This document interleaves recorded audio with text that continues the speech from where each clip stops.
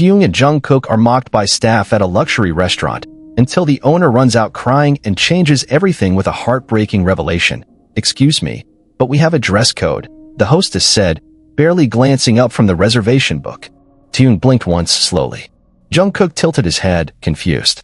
They had just walked into L'Or Blanc, the most raved-about new French restaurant in Seoul, after days of trying to find an open table.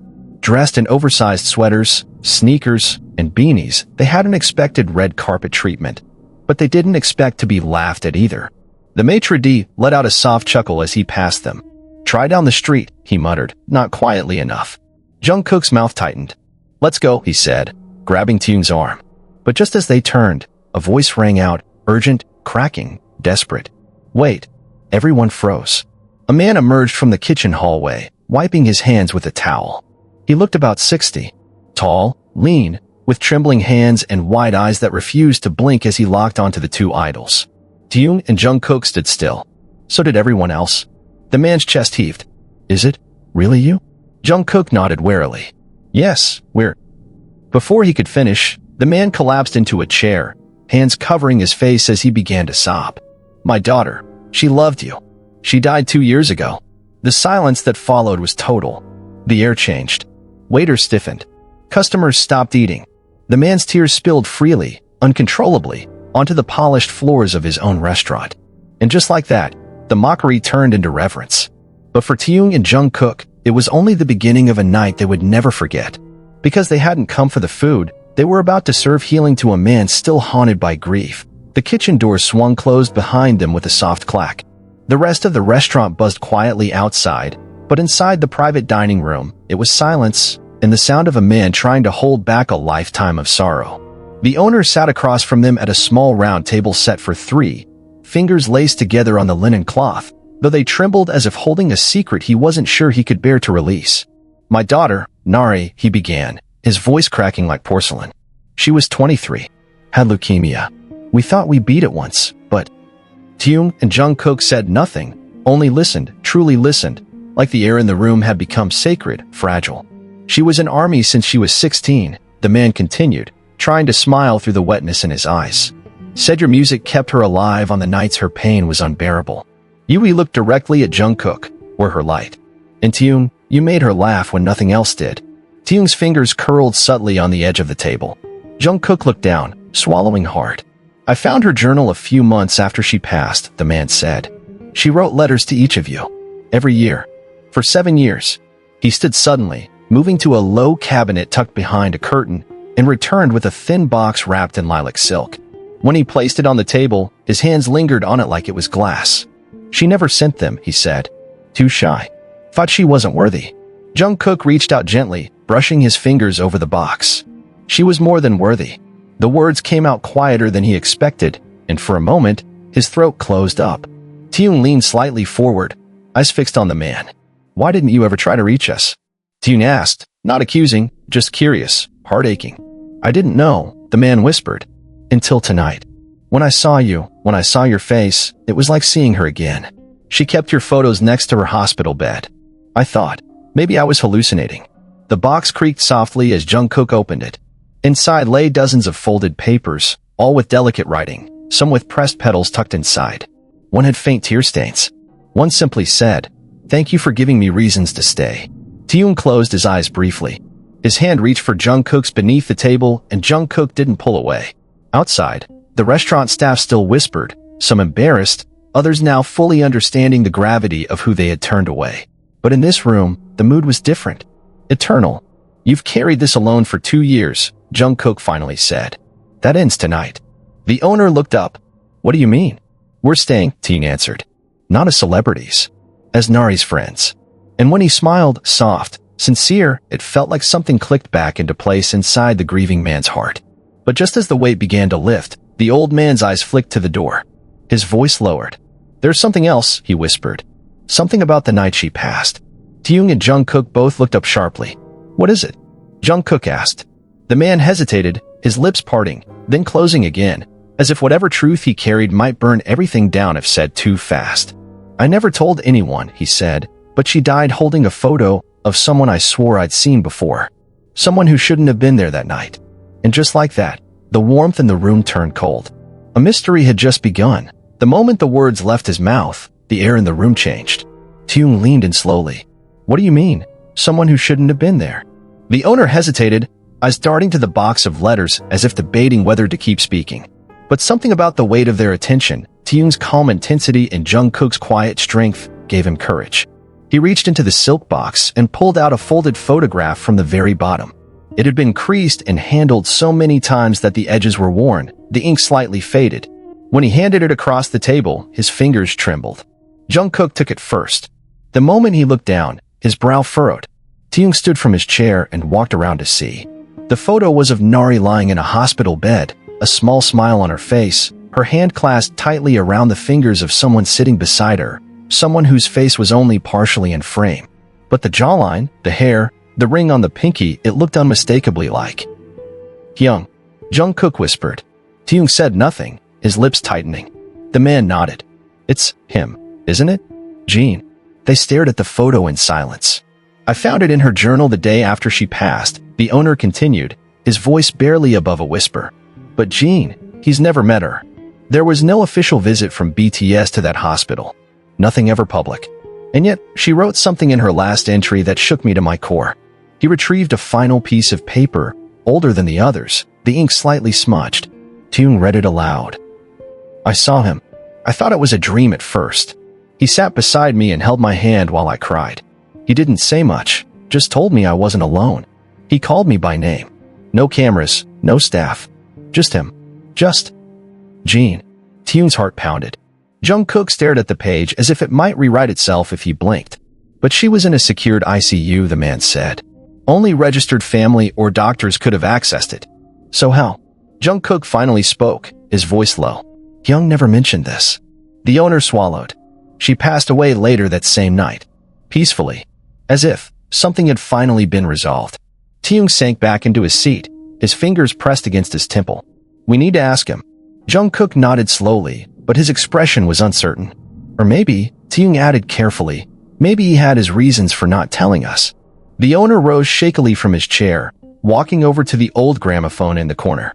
He turned the knob, and the crackle of vintage vinyl filled the silence before a soft orchestral melody began to play. It was her favorite song, he said. She used to say it reminded her of you too. That melody, that warmth. Taehyung stood again, approaching him gently. I'm sorry we didn't come sooner. You're here now, the man said, tears brimming again. She would have smiled so wide. But outside, in the main dining area, a waitress peeked through the frosted glass. She didn't see much, only Taehyung, the old man embracing him, Jungkook holding what looked like a photo, but she snapped a picture on her phone anyway.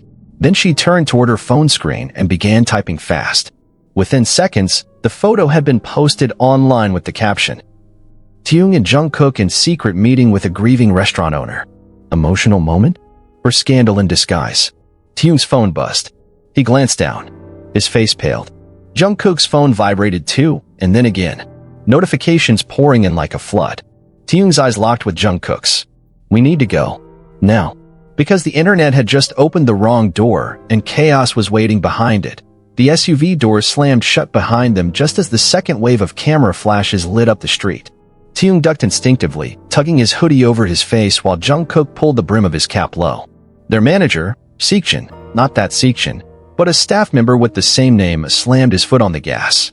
What the hell happened in there? Seokjin barked, weaving through traffic. You two were supposed to be invisible. Dinner, and out. Jungkook leaned forward from the back seat, his voice level but sharp. We didn't expect the owner to recognize us. Or cry in front of everyone. He cried.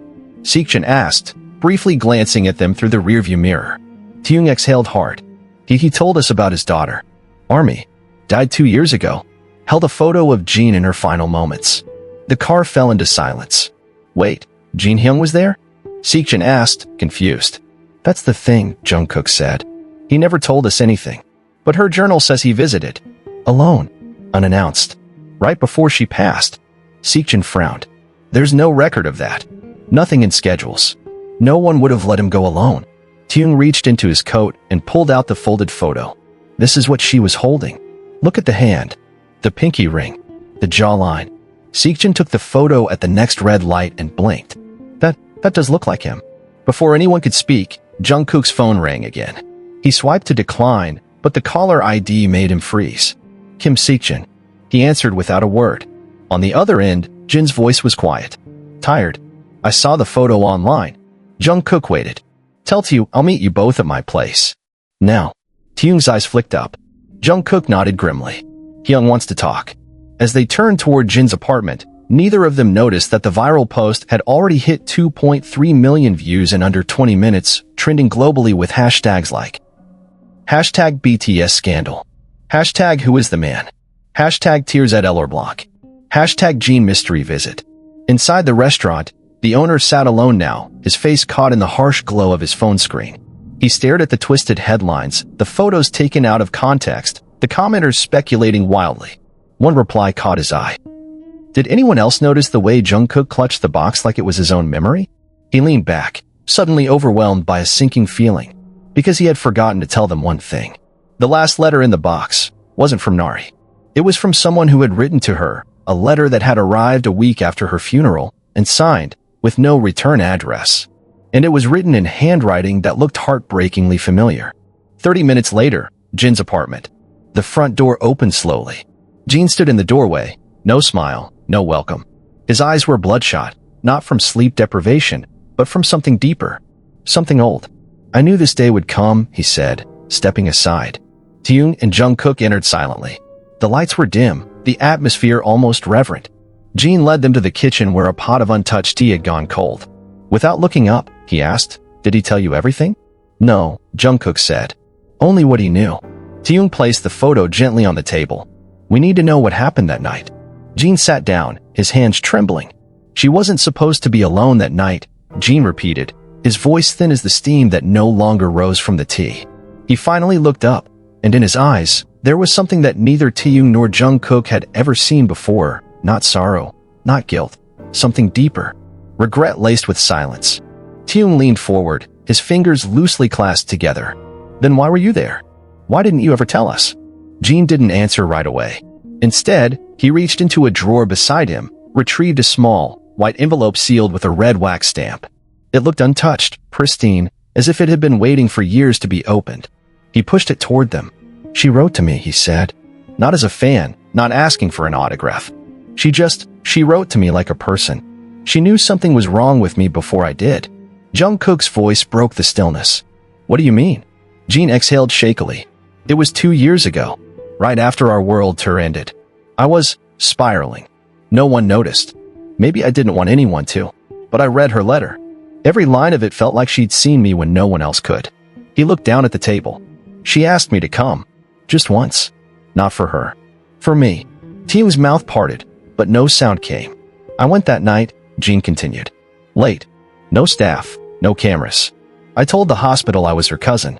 I stayed for 20 minutes. She didn't say much. Just smiled. Said thank you. And then she held my hand, and He paused, swallowing hard. "I sang to her. Epiphany. Softly. Just once. And she closed her eyes. I didn't realize that was the last time she'd opened them." Jungkook's breath caught in his throat. "You were with her when she passed?" Jin nodded. "She let go during the last note. Like she was waiting for it. For a moment, the kitchen felt like a cathedral. Sacred. Still." Taehyung couldn't look away from Jin, and Jungkook felt tears he didn't even know he was holding begin to rise. "But why hide it?" Taehyung finally asked. "Why never say anything?" "Because I didn't go as Jin of BTS," he said. "I went as a broken man who needed to believe someone still believed in him. And she did. More than anyone ever had." He looked up. "And I couldn't let the world turn that into fan service." Jungkook's jaw tightened. "But now they are. The headlines. The photos. It's all out." "I know," Jin said quietly. "That's why I need your help." Taehyung raised an eyebrow. "With what?" Jin's eyes flicked to the envelope. "There's one more letter. The one she never got to write." Jungkook furrowed his brow. "How can there be a letter she never wrote?" "She told me what she wanted to say," Jin replied. "But she was too tired to finish. So I did. I wrote it for her. I wanted her father to have it. But I was afraid." Taehyung reached for the envelope. "Let's give it to him together." But as Jin stood to leave, his phone lit up with a new message. From unknown. "You were there that night. You weren't the only one." Jin froze. Taehyung saw his expression shift instantly. "Hyung?" What is it? Jin slowly turned the phone so they could see. Jungkook took a step forward, his voice low. Is this some kind of threat? Jin didn't answer. He was staring at the attached photo. A hospital hallway. 2 shadows. One, unmistakably him. And the other? Unclear, but watching. And suddenly, everything they thought they knew about Nari's last night changed. The hallway was dimly lit, fluorescent light flickering above, casting shadows that bled into each other. Jin zoomed into the image on his phone, his fingers trembling. The second silhouette was blurry, framed in the reflection of a glass window just across from where he'd been sitting with Nari. Unmistakably human. Watching. You're sure this wasn't a nurse? Taehyung asked, trying to keep his voice level despite the unease crawling up his spine. No, Jin said, shaking his head slowly. No nurse was nearby. I checked. I locked the door. Jungkook leaned closer, eyes narrowing at the grainy figure. It looks like they're standing right behind the observation glass. Whoever they are, they wanted to stay unseen. Taehyung looked between Jin and Jungkook. So whoever sent this, was there that night? Jin turned his phone back around. The message still blinked ominously. You weren't the only one. Taehyung's voice lowered. This isn't just about closure anymore. Someone wants you to remember something or fear something. Jin sat down hard, as if the weight of that sentence knocked the strength out of his knees. I was so careful. I didn't tell a soul, not even our security team. Jungkook ran his hand through his hair. What do we do now? Jin slowly turned to Taehyung. We go back. Taehyung blinked. To the hospital? No, Jin said. To her. 2 hours later, back at L'Or Blanc. The restaurant was closed now, the front lights dimmed and chairs stacked on tables. The owner opened the door before they could even knock, as if he had been expecting them, haunted, eyes sunken from scrolling through news feeds and memories for hours. You saw the photo? Jin asked. The man nodded. It was the same hallway. Her room was the third on the left. That's the glass. Taehyung stepped in, glancing around the empty dining room. Do you recognize the other person in the photo? The owner hesitated. No, but there's something I never told you. He motioned them into the back office, cluttered with papers, shelves of wine, and one small framed picture of Nari on her 21st birthday. He pulled out a manila folder from the bottom drawer, labeled simply, Nari, Final Days. This, he said, is a log of every visitor, nurse, doctor, and specialist that went into her room for the last 72 hours of her life. My friend worked in admin. I asked for it quietly. He flipped it open, the pages filled with timestamps and names. Taehyung scanned quickly. Okay, here's you, he said to the owner. 3 entries. And here, he tapped Jin's name, listed under an alias. That's you. Jungkook was already scanning the bottom of the last page when his eyes widened. Wait, who's this? Jin leaned in, reading the scribbled initials. HL, 1:27 a.m. That's nearly 40 minutes after I left, he murmured. The owner looked over. That's not a nurse. No one on staff had those initials. Taehyung's fingers tightened around the page.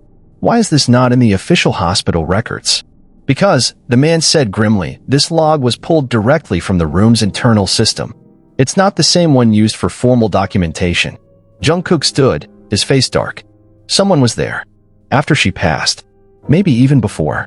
And they didn't want anyone to know. Jin turned away, swallowing hard. So whoever sent me that message, they knew. They were there. The owner suddenly stood and walked to a drawer by the wall. He pulled out something Taehyung hadn't seen before, a small, black camcorder. Dusty, old, but intact. Nari's, he said. She used to record herself, even in the hospital. Said it made her feel like time moved slower. He placed it on the table. She recorded something the night she died. I couldn't bring myself to watch it. Jungkook stared at it, heart pounding. Taehyung pressed the power button. The battery blinked low, but the screen lit up. Only one file. Nari_final_01.avi. Jin's throat tightened. Play it, he said. The screen flickered, and there she was, Nari, smiling weakly into the camera. Her voice barely a whisper. If you're watching this, it means I'm gone. Jungkook looked away. Taehyung swallowed. I wasn't supposed to know, but I saw him in the hallway. He wasn't part of the staff, and he wasn't alone. The video glitched for a moment, then resumed. If anything happens, tell Jin. Tell Jungkook. Tell Tae. He needs to know that I saw what he did. Her breath faltered, and that I forgive him. Silence. The screen went black. And just like that, the mystery twisted into something no one expected. Wait, Jin whispered, voice trembling. Who did what? The camcorder beeped. Battery dead. But the damage was done. Someone Nari knew, someone none of them had even suspected had been there. And they weren't just a witness. They were part of the reason she died.